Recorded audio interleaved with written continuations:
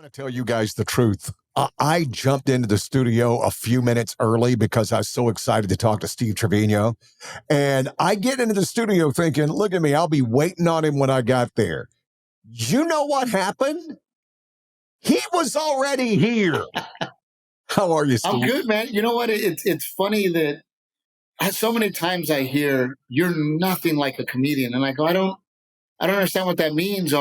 Or I'm backstage in a theater show, and the staff goes, "You're so nice," and I think to myself, how must these other guys act that I'm considered? I mean, it's like, what are you doing backstage, and how are you treating people that people think whatever I'm doing is? Because whatever I'm doing, I think is normal. Wow. Well, I've worked with a lot of comedians. I've had people in studio. I can just give you, I've had Tracy Morgan. I've had Bill Engvall. I've had Carlos Mencia. I've had, don't, not to bring up a touchy subject there. I've had, D.L. Hughley. I mean, everybody in studio. And the thing that I think about you is instead of a funny guy that everybody coddled to, you were that normal guy that just everybody enjoyed being around. And your dedication and hard work, you figured out how to make that a living. Listen, we're going to get into it because I love Steve Treviño and Captain Evil. I love it. So we're going to talk about that. But the beautiful thing about it is, and I know you'll get this, you're just so damn real. I don't mean authentic. I kind of hate that word, but you're real. That I totally get that you get up in the day and go, all right, let me figure out what needs to be done today. Oh, dude, I mean, I live a very normal life. I mean, yesterday I spent the day, cleaning out the barn. We're having people over, cleaning out the barn, cleaning up the yard, mowing the yard, weed eating, and I have people that, that drive by my neighbor, they stop and they go, Steve, you know that you could pay somebody to do this stuff. And I'm like, well, I guess, or I could do it. You know, but I've always taken a very blue collar approach to stand up. I mean, I always told myself that I would outwork everybody, and that's just the attitude that I have about life in general. When you look at my yard or you look at my home, you look at anything I do. My dad used to call it pride, right? My dad would always say, "Have pride. Yeah. You need to have pride," and I've just taken that to stand up. Because I love your backstory, and one of the jobs you're right, if your Wikipedia page is true, is that you used to haul around the comedians to do the radio press interviews, right? Yeah, I was the door guy at the Addison Improv, and I thought to myself, how do I get to know these guys? How do I pick their brain? How do I get close to them? And the manager every Thursday, Friday morning would take them to radio, and he hated it. And he's like, oh, God, I got to wake up, take these comics to radio. I go, I'll do it. I want to do it. Who picks them up at the airport? I'll pick them up at the airport. So my whole goal was, how can I be around comedians? And it's so funny you bring it up, Gary, because we were just talking about the fact that, man, these comedians nowadays, these opening acts, I am yet to find one that gets it. And what I mean by that is they all think, well, what room? Well, I thought I was going to have to share a room with your road manager. They have this attitude of like, and man, they used to call me when I was on the road manager would call me the road manager for the road manager because I was down. I knew what needed to be done. I was already setting up the merch table. I was already getting things in order. I was already getting the line organized for the headliner. I did everything I could to be the best worker I could be so I could be irreplaceable. And these young guys, it's just attitudes and this feeling of entitlement that is just, it blows my mind. Where do you think? Because what was your experience with the comedians when you were the young guy and you were hauling them around? Because you posed the question when we started this, where you said, what are these guys treating you guys backstage like? How did they treat you? Because the truth of it is, you get to a certain level and you expect flunkies, right? So you expect people to kowtow to you and do whatever. How did they treat you? Did it make any kind of impact? Did anybody stand out, good or bad? Well, there was a lot of bad. There was more bad than I would like to admit, and it made me sad, because you know how they always say, "Don't meet your heroes," right? All these guys were my heroes, man. I mean, I'm watching them on TV. I love stand up comedy. I can't, I would look at the calendar and go, "Oh my gosh, so and so's coming. I can't wait. I'm going to pick them up at the airport, and it's going to be awesome." And it wasn't, and they were. Not so much rude, but they wouldn't even acknowledge the fact that I was in the car. Not even a hello, a thank you, a hey, nice to meet you. But then there was other guys that were unbelievably it was never in the middle. It was never just okay. It was either terrible experience or amazing experience. I mean, Wayne Brady was my first week working the door, and I pick up Wayne at the airport. He goes, "Take me to Target. I got to get some things." We hung out at Target. He's like, "Let's go to lunch." Now I'm having lunch with Wayne Brady, and I'm a 19-year-old kid, and he's like, "Oh, well, later tonight, find me a karaoke spot. Let's all go karaoke tonight."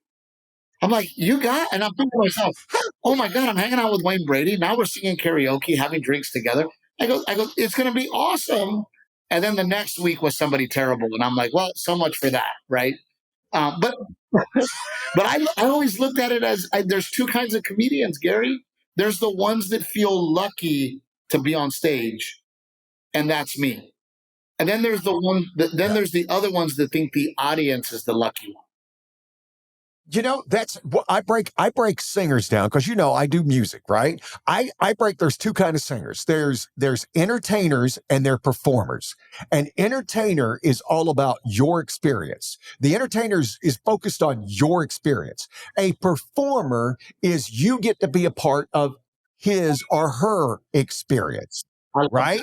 So it's like the Grateful Dead or Fish or a jam band or in country music, Chris Stapleton, Zach Brown. Those are performers that you get to be a part of their. If they want to do an 18-minute drum solo, then they're going to do an 18-minute drum solo because it's all about their experience, and it can be absolutely wonderful. The entertainer is all about, hey man, we're going to make this awesome. I think Garth Brooks in the world of music. It's all about your experience. And it seems that would translate into the world of comedy too. And I never thought about it. It's funny you say that because I recently switched agencies, and I'm sitting in this big agency meeting where they're all pitching me what they're going to do for me. And I stop them and I go, "Listen, guys, we need to be asking ourselves, what are we going to do for the fan?" I go, "That's the question in this room." I go, "The question is not what you're going to do for me. It's what can we do for the fan?" Right. And it blew their mind. And they literally brought up Garth Brooks and they go, "Oh, so more like Garth Brooks." And I go, "Yes." This is their date night. It's a $30-$40 ticket. That's $80 already. It's a babysitter for 80. Now we're at 160. Then it's $100 beer and food tab. Now we're at 2. I mean, these people chose to have their date night with me and spend almost $300 after the Uber, after the drinks, after the tickets. What can I do for them? How can I make their experience feel worth it? I mean, I ended up with the flu Saturday, and I had 2 shows to do. And I got off stage, and my manager goes, "You would have never known. Your fans have no idea you have the flu." And I go, "Because I'm not going to let them know. I'm going to go up there and I'm going to perform my ass off for them because it's not their fault I got sick." And then I would go, and then I go, "Look, I need to turn off the lights. I need to rest." I mean, I had the shakes. I had 102 fever. I mean, I was sick, but I'm not going to not perform. And I talked to a comedian, the same thing. I asked him a flippant station question about what's it like to bomb, and he kind of got emotional. He goes, "It breaks my heart." He goes, "Because the exact same thing that you just said, these people went through so much to get there. And if I did not perform up to what I thought I should do, it just breaks my heart." And I'm like, I had never thought of it that way. I was just being, hey, what's it like to tell a joke and have nobody laugh? And it really made me look at the other side of it. I mean, and whoever you were talking to obviously cares. Um, Killer bees. I don't know if you know killer bees. Killer oh yeah, the bees. killer bees are amazing, right? But Yeah. that attitude is the right attitude, right? I never had that feeling of not feeling cool, or I played football, had tons of friends. Um, you know, God, you just nailed it. Do you realize you just nailed it? That's what I was trying to say. Garth Brooks, same thing, played football, right? I mean, he was a popular guy. He was a homecoming king. I mean, and miserable, that's what I was trying to come up with. You seem like a guy who did not have that weird place in social structure. Yeah, the miserable, weird place. And you're right. You can think of some of the people, and we've had people in studio the same thing where you're just like, man, this feels weird, and you could feel like it was beneath them. But then the guys like you who just are like, no, right? this is the way I interacted, and again, you weren't doing the cruel humor, if you ask. You were making your buddies on the football team. You were making people laugh in the class. Being the typical class clown. In the class clown, here's the thing: Yeah, I they were remember usually guys the like that. most popular people in school When somebody because would walk they in the did have room, that. And they'd be in the those other corner, guys were the guys you writing the know. little And notes then in the when you back of confronted of them the and said, "Well, thing, what's so and funny? and What are you just talking being about?" in that very Uh, secluded Nothing. And then you headspace. walk off, and they snicker again. And for me, I never felt like the outcast. I never felt like, ooh, I can't wait to get all of you back. I love being funny. I love entertaining. I love being a comedian. I'm a giver by nature. I'm a teacher by nature, and I love being on stage, and I love helping other people, and through comedy, if I can do that, it's what I do. And the artist world is so weird, man. Because when I went to the Comedy Store, it blew my mind how many of these guys would go, "Oh, these are my best friends," and they're all in my wedding. I'm like, y'all met 6 years ago. The people in my wedding are people that I grew up with, people that I've been friends with for years and years and years. I don't consider any of you guys my best friend. We just met at the Comedy Store. So it makes you realize and understand, oh, they had no friends. Their life literally began when they became a comedian.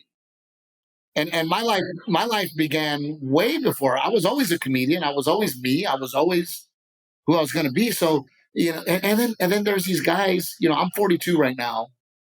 I remember being in my early 30s at the Comedy Store, going, "Don't you have a wife and kid? Why are you at the?" And by the way, you have a wife and kid. You're hugely successful as a comedian, hugely. Yet you're still at the Comedy Store till 3 o'clock in the morning every night. That's weird to me. Well, and that kind of explains. I mean, we've talked about it's been talked about before, you and I, about depression going through that's a constant enemy of comedians, and I do think it probably starts getting in part of the lifestyle, like you were saying that. When you're traveling so much and you start thinking the people who are you're doing Well, drinks with 2 a.m. on a deeper than that, Thursday for are me, your for lifelong example, friends, and they're not those man, people the that road you is actually had hard, a shared right? And experience. being on the And road is very you're difficult. you're And having and you're Friday having an early night, I will lunch have on a drinks Wednesday because with. I'm missing home. I don't have anything to do on Saturday. I'll sleep in a little. I'll have drinks on Friday, but Saturday night I don't have drinks because I want to be on the first flight out to go home and be dad and husband. Now, when you think about these comedians that don't have anything at home at all, then the drinking starts and the depression starts and well, I have all of these people around me who love me right now and want to hang out with me, and I'm the coolest guy in the room. What am I going to go home to? My 1 bedroom apartment on Sunset and Gower in LA? Or am I going to drink again? So I'm lucky that my wife and my kids are more important than anything in the world, and that's including my career. So I want to get home. We're going to talk about Captain Evil here in just a second, but I do want to drill down on a little bit of what we were talking about of the a lot of the comedians today. Do you think it's the nature of the social media, because that's where a lot of them get their stuff. They do 10, 15, 20-second things. It's all about the reels, right? You and I do social media. We understand all about the reels. Do you think that has an effect of Right. not truly creating it in front of an audience and having the sets not go as well? I tell young singers all the time, you don't learn anything standing in front of 22,000 people. That's the biggest problem with social media. What you learn is in front of three people at a bar who have no idea and how do I go no viral? interest in what If I go viral, then I can sell tickets and and I'll you have a win career. them over. My That's when concern you was learn. never to go viral. My concern was, how can I become the best comedian that I can become? I'm not saying the best comedian in the world. I'm not saying the best comedian that I can become. I don't care about social media. I care about my craft and what I'm doing. And nowadays it's the opposite. They're not focused on the craft. They're focused on the web game and the viral game and how can I go viral and how can I make this video? And it's like, dude, you have 10 minutes of material and it's okay. And then you put it online and you sit there and you go, well, Steve Treviño puts a bit online and he goes viral. Why not me? Well, maybe I'm good. Maybe you're not good.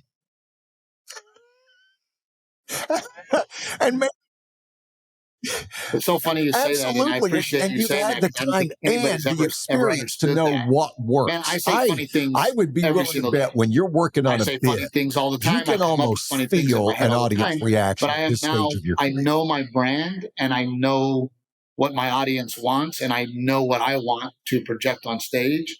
So the million funny things I say a day, 99.9% of those just go, hey, that was funny and it was great, but it has to go. And then it's that 1% that I go, oh, okay, this is something that I want to talk about. You know, case in point, you're going to love this. I wrote in my opinion, one of the funniest COVID jokes, and it was so funny, but it wasn't real to me. So I don't do it anymore. But the joke was, COVID is Okay. low risk for children. We all know that. And my kid is only 4 years old, so I take him to Walmart and I let him lick all the shopping carts. That way, when my mother-in-law comes over, I could say, hey, go hug grandma. Right? It's, dude, it's one of the funniest jokes that I have written, but I don't do it on stage because I don't believe it. I don't, it doesn't, it's just mean. And I love my mother-in-law and I care for my mother-in-law, which I have no problem poking fun at my mother-in-law if it's in the realm of reality. Yeah. Me wanting her dead is not in the realm of reality, and it's just mean. So for me, I did it a few times on stage as I was coming out of COVID, and of course, like you, it would kill. I mean, people would, oh my God, that's so funny, but it wasn't real to me. So I can't deliver something on stage that's not real.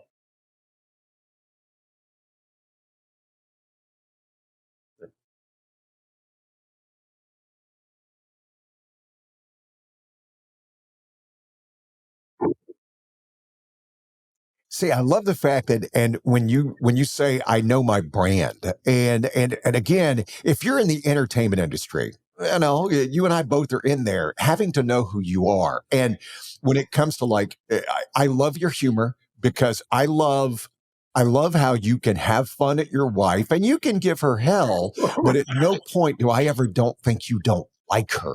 And that's the same thing with me when I'm on the air and talk about my wife. If I'm going to give anybody hell, it's me, because the truth of it is she doesn't have a microphone to battle back. And and plus I would like to see her naked once again.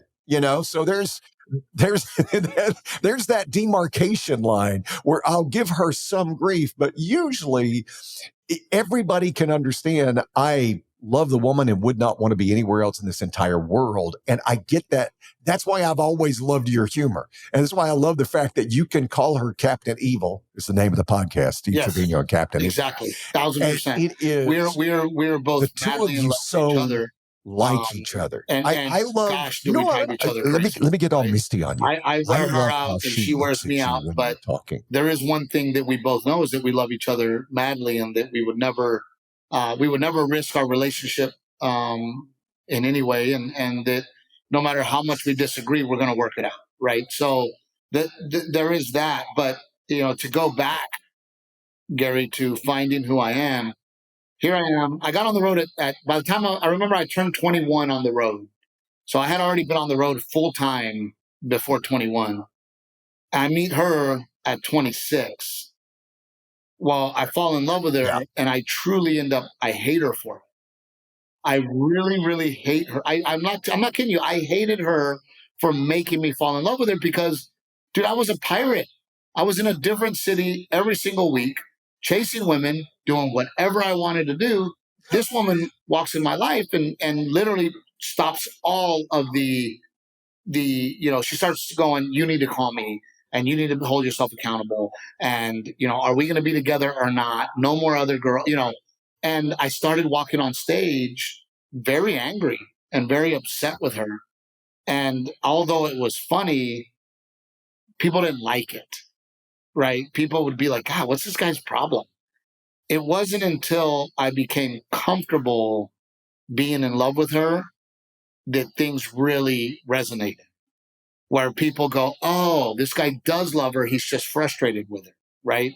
So that's when things change. But the path to get into where we are today came from my hate for her, and I walked on stage and I go, why do I have to do this now? And why do I have to do this now? And why do women have a double standard? And F her, and and it came off rough. And now that man, I'm okay being a family man.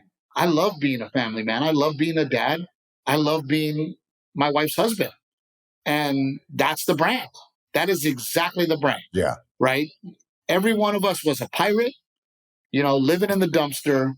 These beautiful women pulled us out of the dumpster and dusted us off and made us good men. That's the brand. Amen. I mean, I'm right there with you, and to really honestly look at yourself and go, "Wow, I did." And you know what? Here's because I'm older than you. At some point, when you think, because I Right. lived the pirate lifestyle also, and then you will regret this. You'll regret because you realize the amount of women that you were the villain in their story. You really were. And because as I've gotten older, I sit back and that's where my regret is that I'm so thrilled and happy I found my wife. 1000%. And I strive to be the best husband I can be every day. But there's the regret that I have that I'm like, oh man, I wish I could go up to some of these women and go, I am so sorry you met me at that horrible time in my life where Right. I didn't view you as an equal. I didn't view you as worthwhile. And people are going to say, well, they were grown ups. They made their own decision.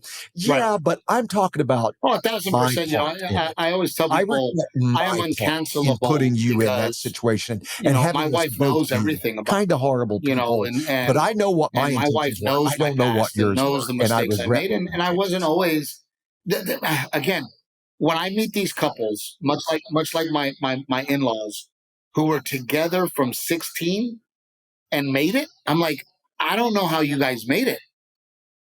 I had a lot of growing up to do. And I was really crummy to a lot of girlfriends. And I don't think my wife today would be with me if I met her at 19, much less 16. There's no way. The growth curve that I've had, she would not have been in it. She would have bailed a long time ago. So yeah, I mean, I'm with you, man, where you go, wow, I was a mess. I was a disaster, and I was out there, again, like you said, not doing anything illegal, just being a crummy dude. I couldn't come up. I can't come up with a better word, right? Crummy. I was crummy. Yeah. Yeah. Horrible. Well, I'd come into town and think You to were a crummy myself, dude, and I like the way that can the I get pirates, laid, and how drunk can I we get? say pirates, That but was my and they that was sound my fun whole goal. because of Johnny Depp, but the truth of it is, pirates were From the age of horrible people. 21 You wouldn't want to to met one. 26. Yeah, And then this beautiful, classy, smart woman came in my life. And like I say on stage, I go, I never thought that that girl would be with me because every girl I dated before her had glitter on their tits. Right?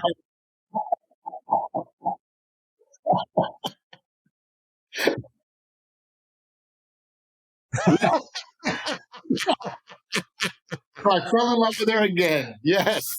I love it because the I Speak Wife special is so hilarious, because you talk about she didn't leave. All the other girls have left and she didn't leave.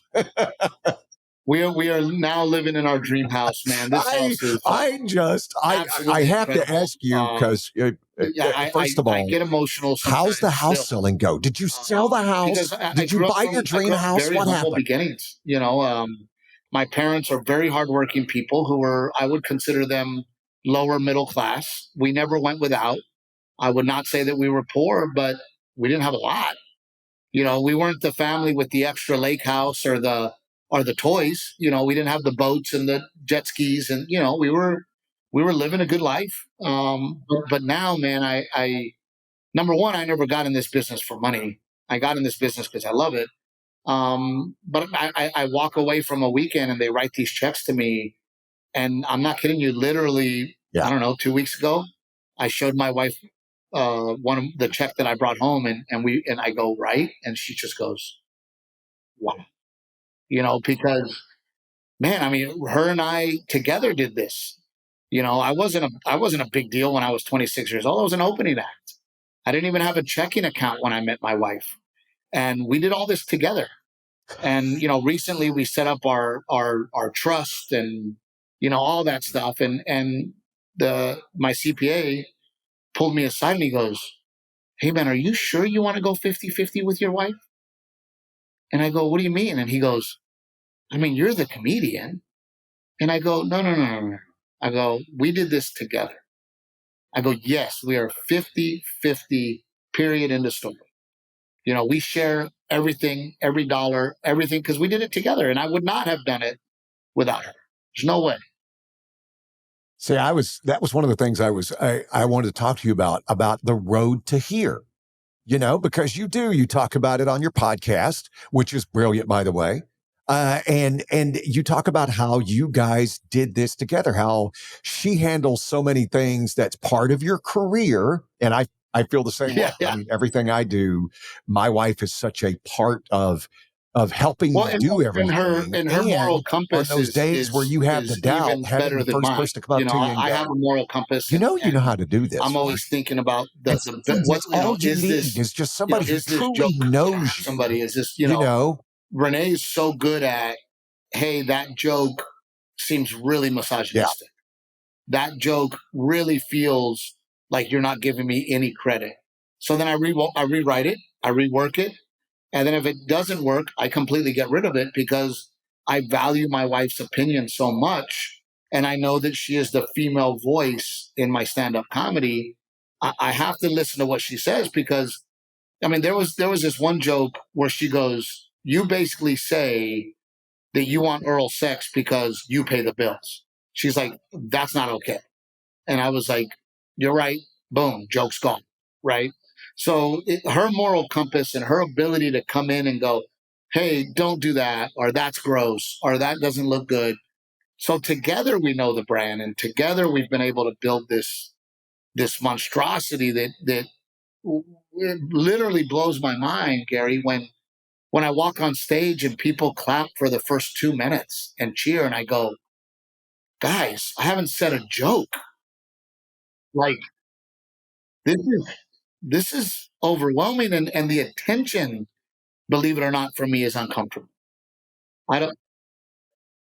Well, I can imagine because you go from, I mean, that's a long way from going up at 11:30 on a Friday night at the Chuckle Hut somewhere in Kansas, and not having anybody to that adoration. It is something that would have to it is a journey you have to get there. And also having Right. someone like Renae, that's his wife, Captain Evil, having someone like Renae know you. And that's what I was saying a while ago when I said having She somebody go, you know Yeah, how to do Gary, this, you're nailing and it today, man. you're I mean, worthy of it. literally That this this isn't week, something that has not my been wife earned. goes, "Do you know what your biggest problem It is?" was not And I just go, bestowed on "What is you that?" as a royal She goes, title. "You don't know your value."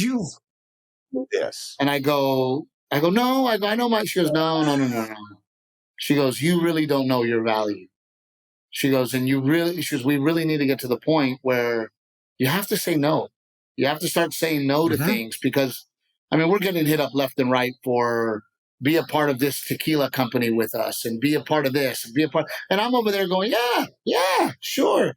Oh, Steve, we're going to pay you X amount of dollars. Do you want to do it? Yeah, I don't care. You know, and Renee's like, hey, you got to know your worth and we can't be giving your brand away for free. And I'm like, I'm just happy to be here, you know. But again, having that wife to go, hey, you need to know your worth. You need to know what's, you know, the important things. And you know, she's also the one that says, look, time to say no to Mhm. gigs. Stay home. It's not worth it. You know, Steve, you got a pile of money in the bank account. Stay home. And I'm like, that's what you work for. But I also feel bad and I don't want to say no to this guy. Or, you know, somebody says, hey, man, you know, it's my wife's 50th anniversary. You're her favorite Amen. That's comedian. what you work This is our for. That's budget. what And you it's were still a always good hoping to budget. get to, you know? And my wife's like, yeah, but is it good enough for you to leave the weekend? And I'm like, well, hard. See, that's the hard part. And again, Right. establishing your worth, because we all go through that, especially in the entertainment industry. If you're an athlete, you get it. If you make it to the pro level, then they have minimum rookie contracts, right? So you're going to at least make this.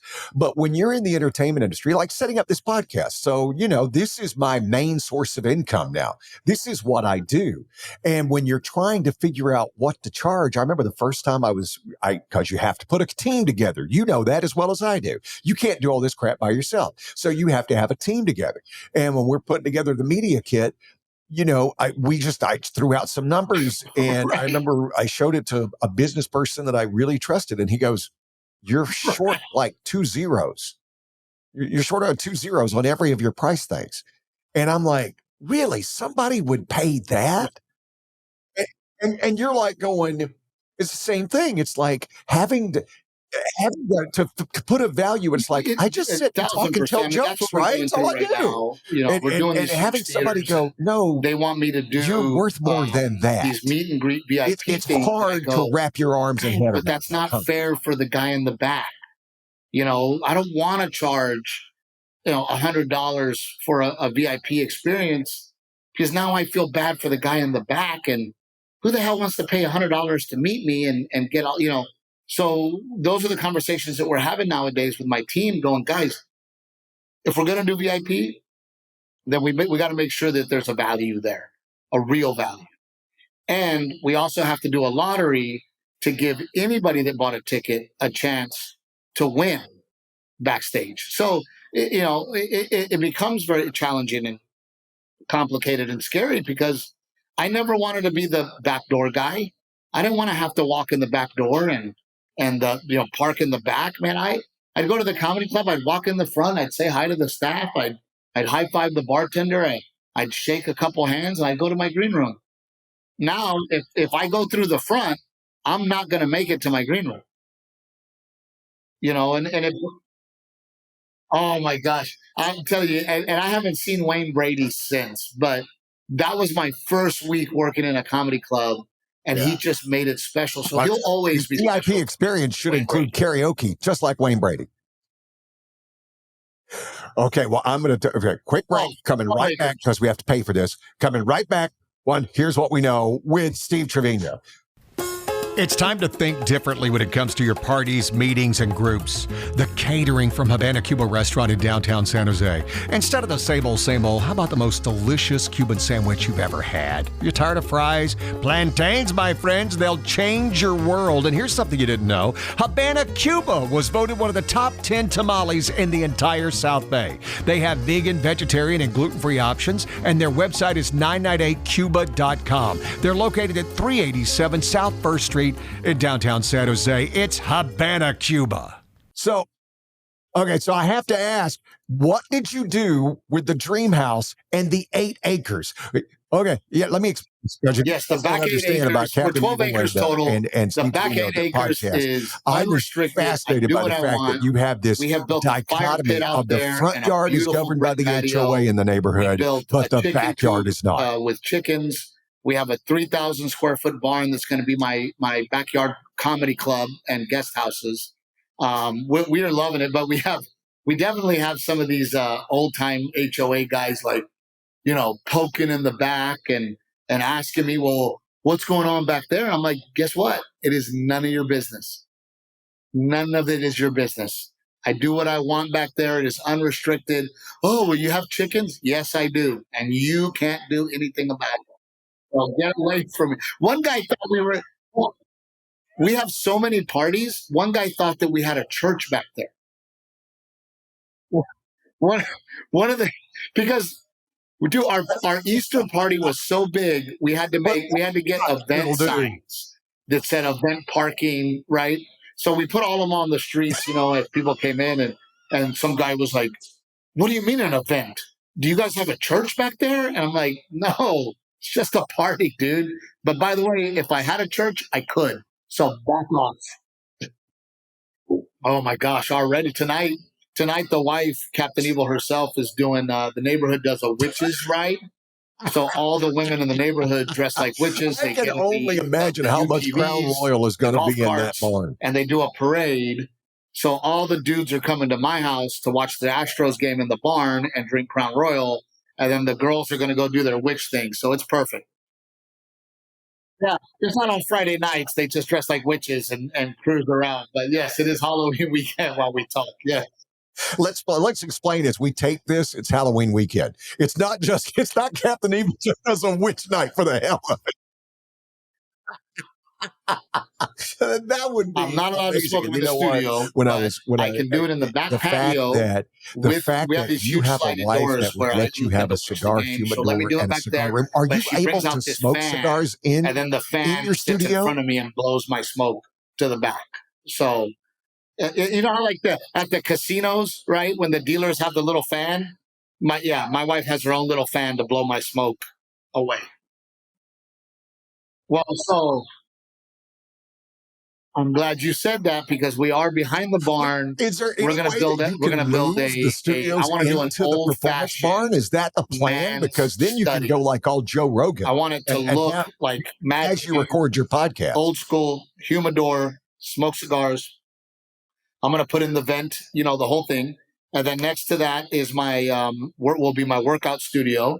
And then we'll put the podcast studio on the other side. And that'll be kind of where we go to work, if you will. So, but in the 8 acres, we can do what we want. I don't want to hear the HOA. Yeah, we need to do our own podcast without the ladies. Man, I would love to have you. What and your the hell do I have to do to get on your podcast? I just want to go to the cigars, and I don't do Crown Royal, but I'll bring my own booze. I'll bring my own in a busy relationship, right? And like yourself, you're perfect, because we also want to relate to our industry. So we had Jose Treviño of the New York Yankees on here with his wife, talking about what it's like to be a Major League Baseball player. We've had Randy Rogers and his wife on. Randy Rogers band, yeah. We had Randy and his wife on. But because we'd love to have you guys to talk life. What's it like to be, in the world that you guys are living in? And to put it out there to people and go, look, there is no good life. There's no bad life. There's just life. And it is what you make of it. Yeah. Well, sign me up, because we have that strange dichotomy. My wife works in the high-tech industry, right? Because I live in Silicon Valley. When you hear Silicon Valley, that is San Jose. San Jose is right. So I am right here in the midst. I mean, I have friends that work Cupertino. I have friends who work at Apple. I have friends who work at Google. You can't name a tech company that my friends I don't have friends who work there. And so it's that strange thing, because I've been here. I did the morning show at KRTY. I still do it. We're at KRTY.com. But I started in 1991. Wow. Wrap your head around that. And I hope you bought a house in 1991 in Silicon Valley. I wasn't smart enough, but I did buy a house in 2001.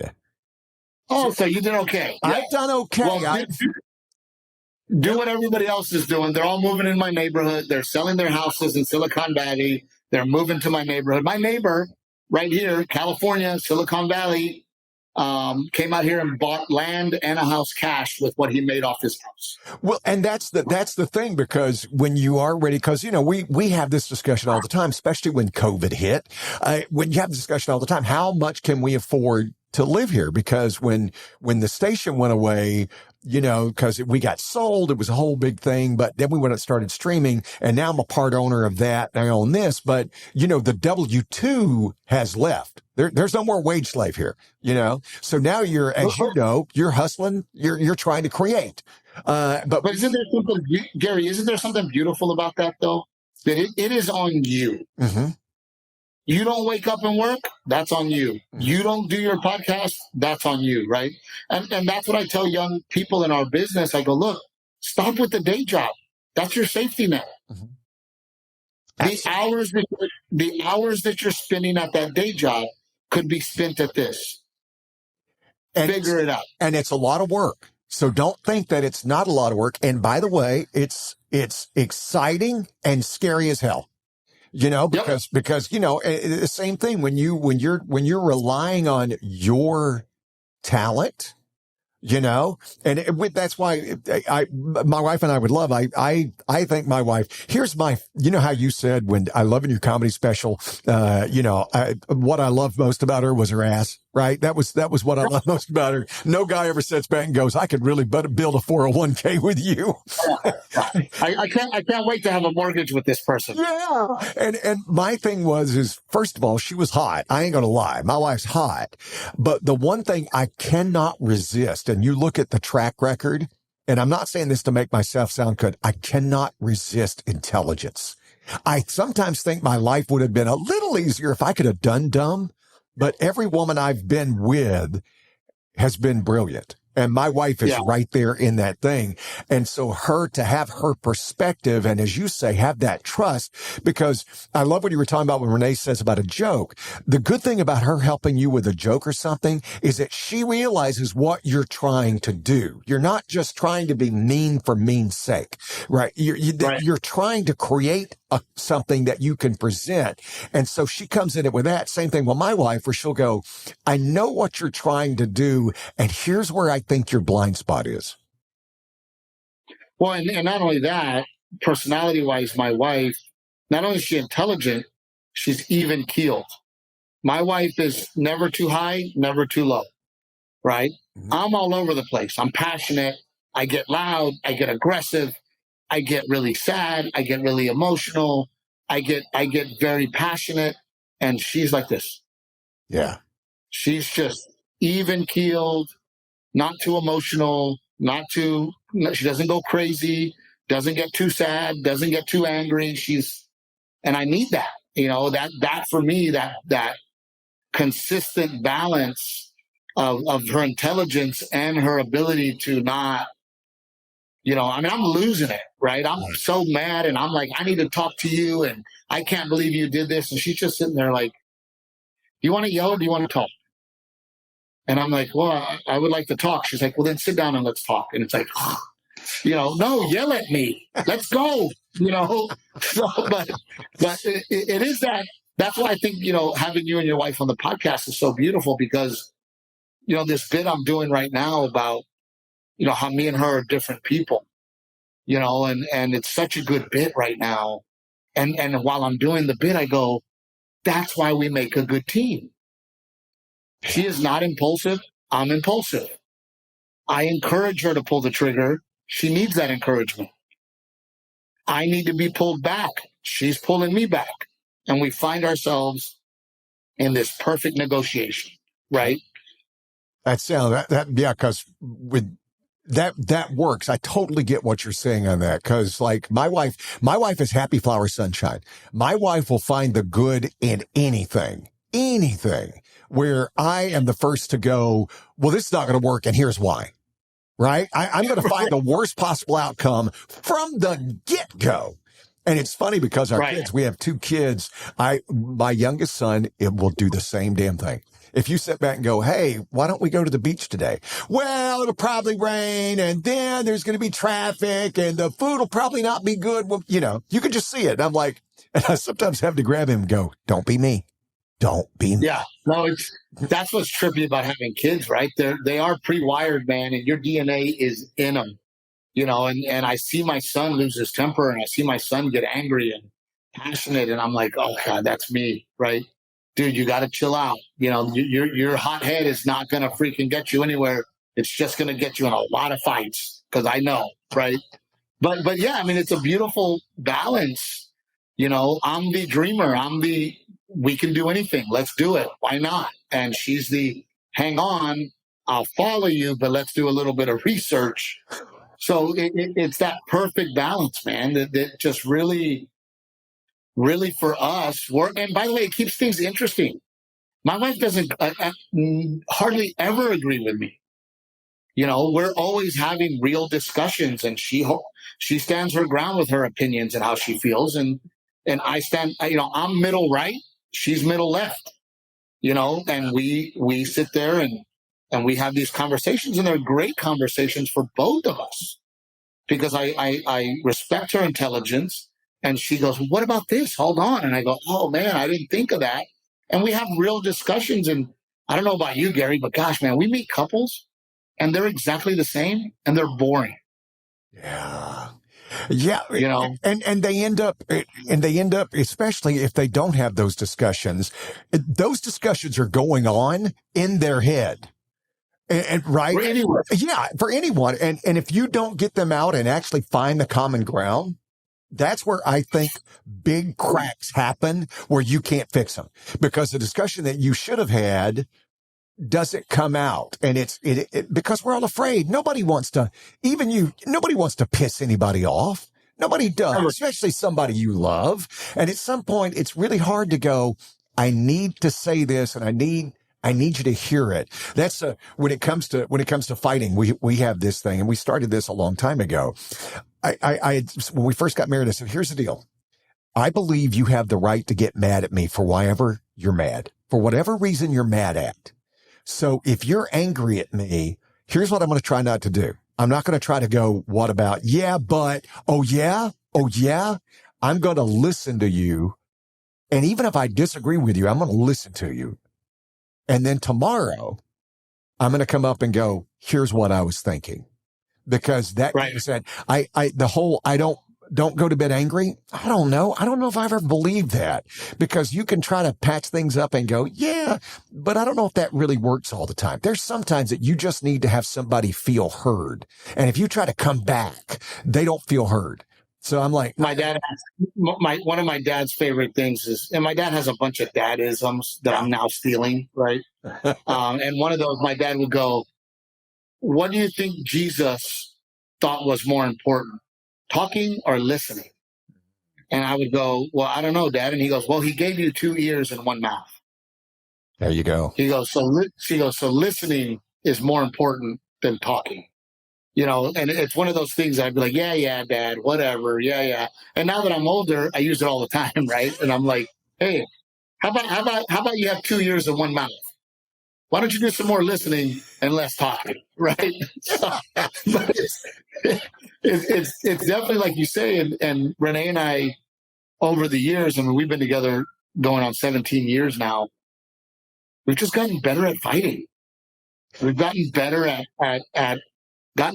hey, I have a problem. This is my problem, and her going, I understand your problem. I hear your problem, but this is what I want you to understand. And then we go back and forth, and then we walk away, and we both change a little bit. I change more than she does, but she does change. And in all honesty, she's a much better person than I am, so she doesn't need to change much more. I am so right there with you. We have this thing in our household. There might be a homicide, but there won't be a divorce. That's right. You know, because it's a choice. And I tell that to people who are getting married or talk to me, because we've been together about the same amount of time as you guys. We've been married 15, but we've been together about 18. And I would sit back and say it is an absolute choice. You have to wake up. I love how you say you have to fall in love with them over and over again, but you also have to make that choice of going, I'm here today and I'm going to be all the way here today and I'll be here tomorrow. But today I am so here. Again, dude, my wife, we got in a huge fight years ago. I remember living in our little 1-bedroom apartment and we had just gotten married and I go, F this.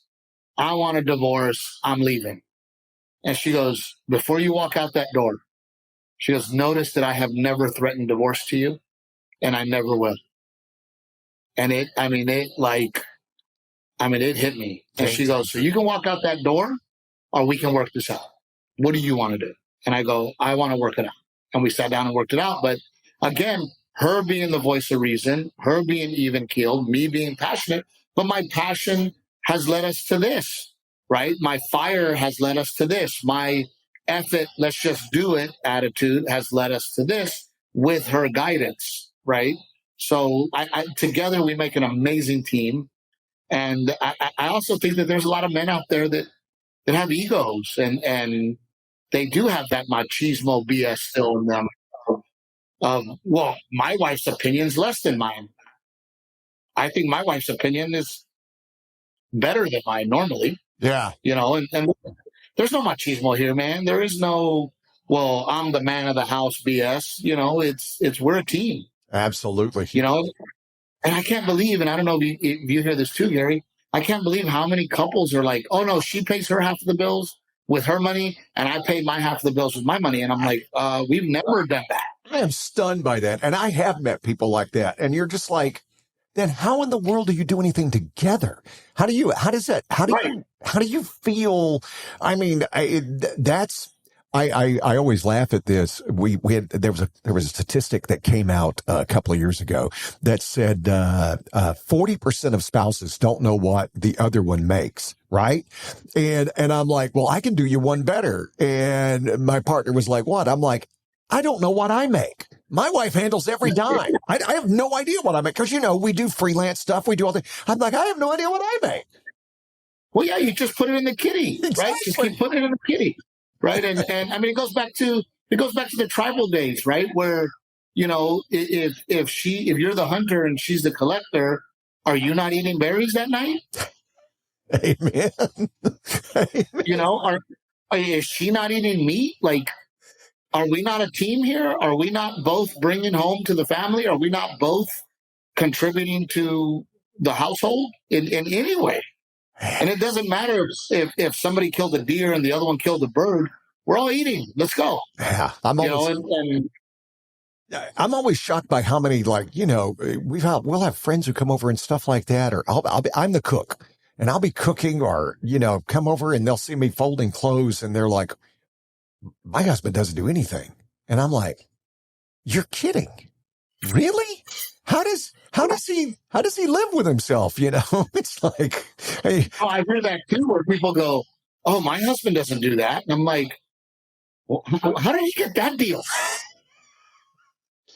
His agent may be better than mine, but I don't know. I just couldn't live with myself. How can you sit back and watch your wife do everything and you go, yeah, I'm just going to catch this game. That's what I'm going to do. Well, and the funny part is I'm obsessive about the floors and the windows. I have to have perfect floors and I have to have perfect windows. And then she has to have a perfect countertop and perfect bedroom. The bed has to be made. So we complement ourselves so perfect in, hey, she knows I'm going to clean the windows and I'm going to mop the floors. I know she's going to handle the dishes. Like we have our thing, man. And we're like a machine. I'm a floor guy too. And at windows, I'm not the window guy. We have too damn many animals. We have a dog that puts her face on every window we have. Gary, you ready for a life hack? All right. Spray bottle. Fill it with water. Dawn soap. Put Dawn soap in the spray bottle. Okay. You spray your windows. It takes 5 seconds. Huh? Spray your windows with that Dawn soap. Take a squeegee and just squeegee it down. Most perfect windows you will ever have. I'm writing that down. And it takes 0 time. Dawn soap and a squeegee soap bottle. All right. I'm seriously writing that down. I don't know. No, Gary, I'm telling you, it's a game changer. I am. The cleaning ladies that come and clean have stolen my window cleaning techniques. It's amazing. I love that. Hey, They come over and they go, "How do you get your windows to have 0 streaks?" And I go, "Dawn soap, a bottle with water, and it comes out amazing." can I give compliments to your wife when I was watching? Because I do all your specials anyway and watch, but I'm like, when I was watching the I Speak Wife special, I'm like, that's a nice shirt. And I know he had no say so in buying that, because guys don't buy glossy. And I'm sitting there going, that is a shirt my wife would buy me. I would never look at that shirt if I were allowed to buy my clothes. And let's be clear, I'm not. Look, and to be honest with you, I am, as I sit here in a tank top and a hoodie that was given to me at the Comedy Store, I don't spend money on clothes. And she came to me with those shirts. We had to buy 2 of them, and they are absolutely beautiful. Yeah, they are. I mean, they're gorgeous. They're gorgeous shirts. And I was like, "Oh man, these are nice, Renae. Thank you." And she goes, "Don't ask me what it costs. That is the most expensive shirt I've ever bought in my life." And now I have 2 of them in my closet that I probably will never wear again. But I mean, $140 for that dang shirt, and we bought 2 of them. But again, her coming up to me going, "You have to represent yourself in a way on stage that looks good, but it still looks like you." I know my wife does that. I don't know if you can see, your camera's not on, so I can't see what you're doing, but my camera. My camera's not on? No, it's not. I thought you just didn't want to have video, but this gives me another chance to actually go and get you to do this again so we can do camera next time. No, my camera's on. I'm looking at myself. No, I got nothing on this side. Oh, it says I'm on and I'm recording. Well, you know what? The good news is I do this with Riverside. Hey, Riverside FM. And they will take the video from your computer and put it together with my computer. So maybe both of us have been able to see this, and that's great. But you see the banana plant behind me? Yes. I'm going to be putting stuff up on the walls, but we just haven't got around to doing that yet because in my studio, my wife brought in this banana plant. She goes, "That's because you just need something back there." Something. And I'm like, okay. So you need to get another life hack. Have you heard of these monkey hooks? The monkey hooks like that or what? They're these monkey hooks that you stick in the sheetrock and you just slide them through, and they will hold any painting, it's amazing. These monkey hooks. Look, everything I do in my house, I do it myself. I hang everything. I mean, everything I do. See, I got some guitars. I got like a signed Tim McGraw guitar because I've been in country music forever, and I've got jewel boxes and pictures and stuff, and I got another. I think I got a Miranda Lambert signed guitar. So I'm going to put all this stuff up behind me. It's just until my wife okays the design. And I know you know what that means. Until she okays the design of what's going on behind me, I'm not allowed to do that. I'm allowed a banana plant. So, well, and it's funny you bring up country music. I resonate so much with country music because here's a bunch of guys talking about trying to be a good man, trying to love America, trying to be a good husband, trying to be a good father. Those are the themes in country music. You really don't find that in other music.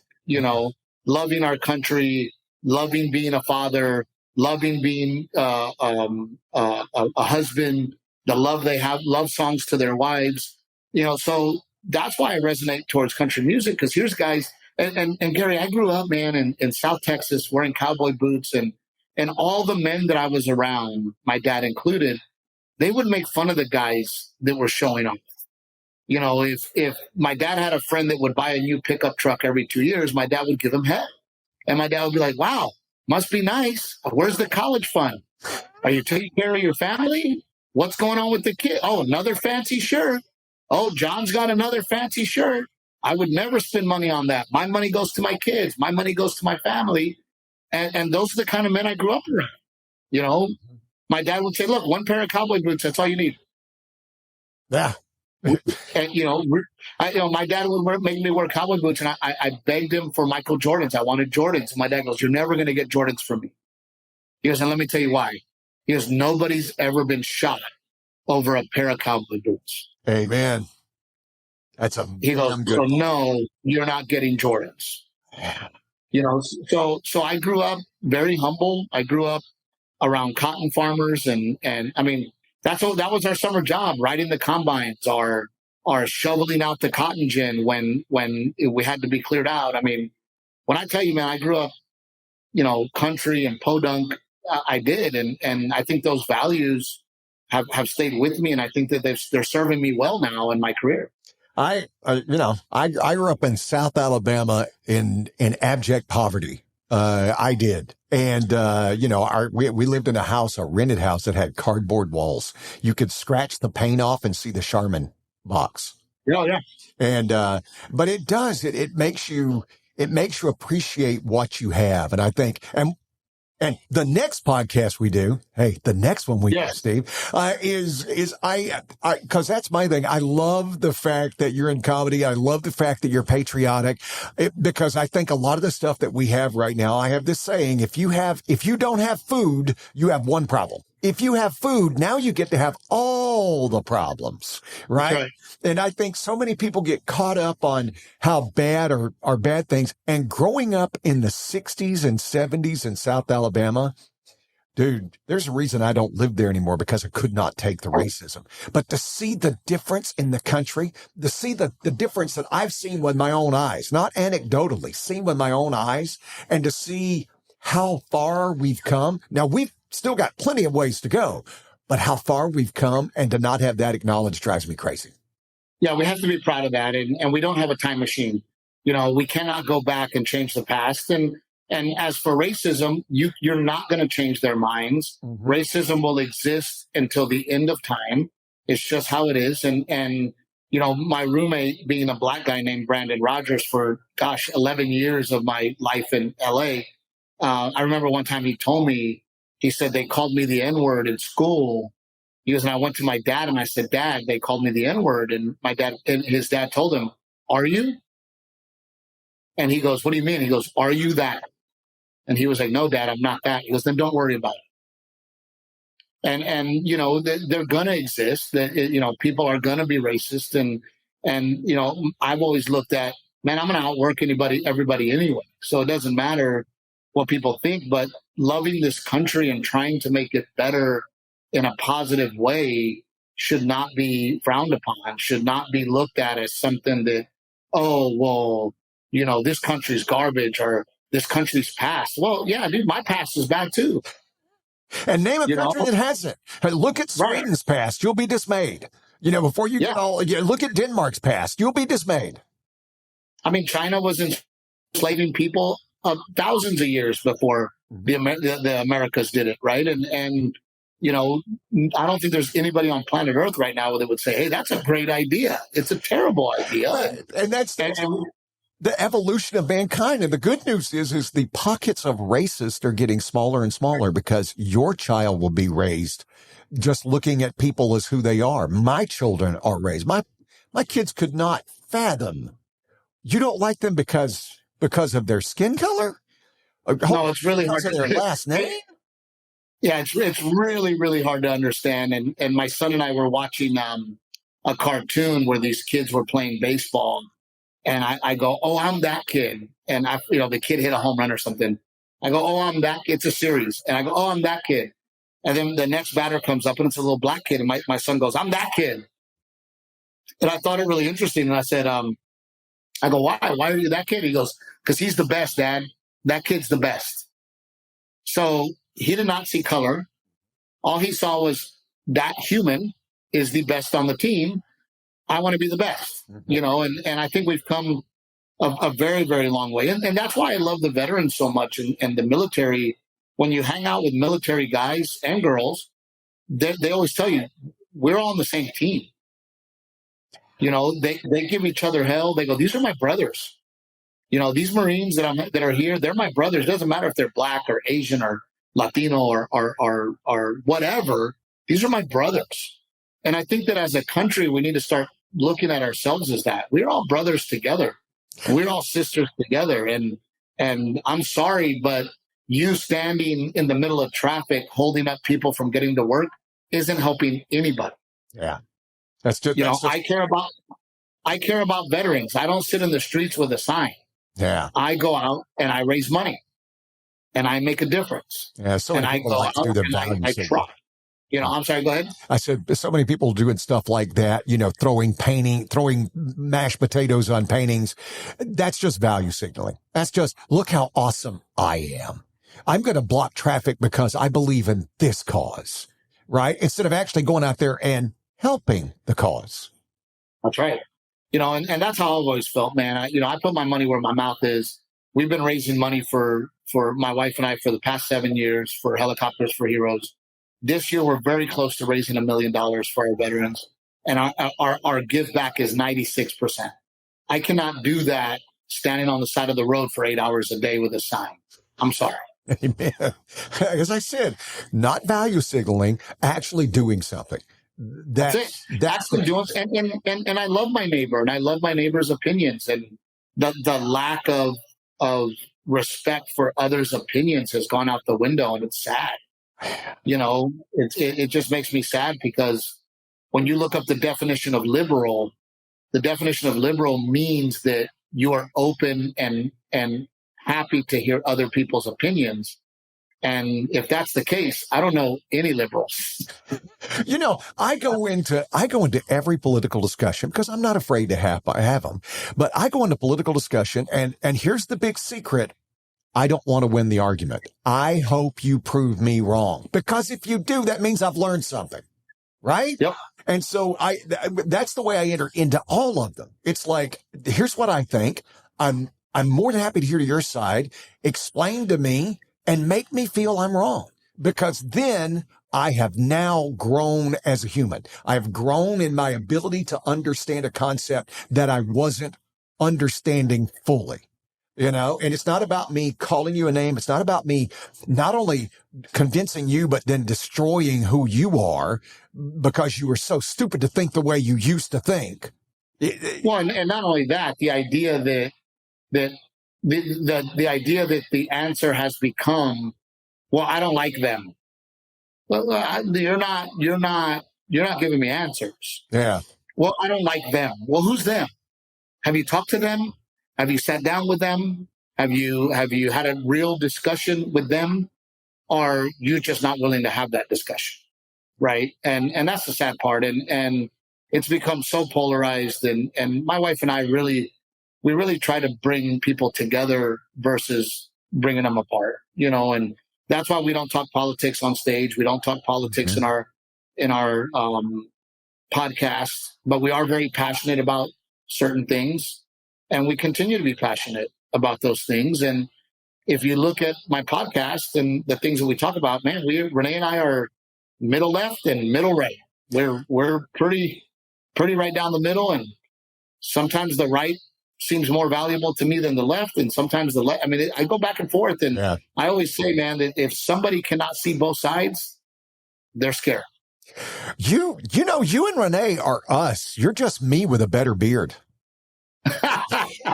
I'm gonna have to shave it off because it is Halloween weekend, and I'm gonna be Gomez with the family. Is that French? I'm gonna go ahead. I got to do the mustache. You got to do that, Trish. That's French. Steve, I asked you for an hour, and I've so taken more time, but I have enjoyed this so stinking much, and I want to do this again. It's not even a matter of would like. I want to do this again because as much as we're doing it again. As much as we've talked, I don't even feel like I've covered a third of what I wanted to talk to you about. Well, and I'd love to have you and your wife on the podcast to really get into y'all's life, how y'all met, what you guys go through on a daily basis, and how your relationship works, because that's ultimately what Renae and I want to show the world, is that here are all these couples making it happen, making it work. Count us in. And we've got a pretty good story on how we met. And it's, and she's just, as I tell her, she's just maybe the most interesting person I know. So, hopefully it's Friday night. Well, as we record this, it's Friday night. Hopefully I'll make myself a martini and we'll sit out in the backyard because it's California, and we'll talk about, we're doing our mail-in voting things, and we'll talk politics, just she and I. Oh, that's awesome. Good for you. Yeah, me and Renae will sit out there. We light up the fire pit in the backyard, and we open up a bottle, put the kids down, and we go and sit out there and do the same thing, man. We just chat and chat. We're like two best friends, back there. And that was the tough part when we had our baby. I told Renae, she goes, "What's wrong with you?" And I said, "I miss my drinking buddy. I'm ready to have my drinking partner back." Well, I'll be honest, my in-laws are in town. And see, I was going to talk to you about your in-laws because just bite the legs. Anyway, you got to go look up the I Speak wife. Just bite the legs. But so, and my in-laws are of an interesting political discussion, but I can't really let them going in there because my wife is like your wife. She's kind of middle of the road, maybe a little bit more to the left, and she doesn't agree a lot with her parents. So I have to kind of steer that away or, get them distracted with something in their grandkids, and then she and I can talk. Well, I always tell my parents and my in-laws, I say, look, you need to vote for us. We're the ones that are going to take care of you. We're the ones that are going to look after you. We're the ones that are going to help you. You gotta vote in our best interest. Yeah. And they've understood that now because I go, look, guys, we're the ones that are going to take care of you. We're the ones that are going to continue to live on for a while, hopefully, God willing, for a while longer. You need to vote in our best interest. Mm-hmm. Yeah, tell your father-in-law, I'm the one that's taking you to Vegas. That's right, because his money is no good. Believe me, it's no good. No, we definitely need to continue this conversation, and we'll cheat and put you on our podcast, so that me and you need to do a follow up. I am in, and if I can, I go to Oklahoma to see my in-laws, and I can swing down to Texas just to see your place. I want a cigar with Steve Treviño in your backyard. Dude, I would love it, man, and please do that. Which, by the way, talking about Lower Alabama, one of my favorite artists is Jamie Johnson. That guy is so punk rock and so, he's an amazing artist. I'll share this with you. The first time, Jamie's first release was called The Dollar. I don't know if you've ever heard that song or remember it, right? So, but it's a wonderful, sweet little song. Well, anyway, they said, "Hey, we want you to talk to Jamie Johnson." And he goes, because I knew he was from Lower Alabama. And I said, "Hey, get him on the air." And I'm like, "Where are you from?" And he goes, "Kinston." Now, you have to understand, I grew up in Florella. Kinston is about 15 minutes away from Florella. Right? Yeah. And so I'm like, dude, we're practically neighbors. And I said, and again, I said, so let me hear it. What is it? War Eagle, Roll Tide. What do you do? Silence for like 15 seconds. And he goes, "I can't tell you that." And I'm like, "You can't tell me that?" He goes, "No." He goes, "Because that makes somebody angry." And this is before the internet, right? This is back in the 90s. And I said, "Jamie, I'm in San Jose, California. Nobody cares. Nobody cares whether what are you rooting for?" He goes, "Well, I just can't talk about that." And I promise you, I went, "Okay, man. Well, hey, good luck with this song. It was wonderful talking to you." And just reached out because I'm like, I knew if you couldn't answer that question, I got nothing else, because you're going to find something problem. He is a brilliant man. And I did find out later he had suffered from a bad concussion, and he honestly thinks it affected his brain. Oh, I wouldn't doubt it. But I also think that at that point in his career, he probably had handlers. And, now when you look at him, he's gone rogue. He has no problem telling everybody to F off. I've never seen a show like his. We had a great relationship, the Comedy Store, with the House of Blues across the street. And so we were able to get into any show. Jamie Johnson's doing a show. I got to go. Zach Brown is sitting front row filming Jamie Johnson. And the show, he finishes a song, curtains close, and that was it. I had never experienced anything like it. There was no thank you, good night. There was no that's the show. Again, Encore.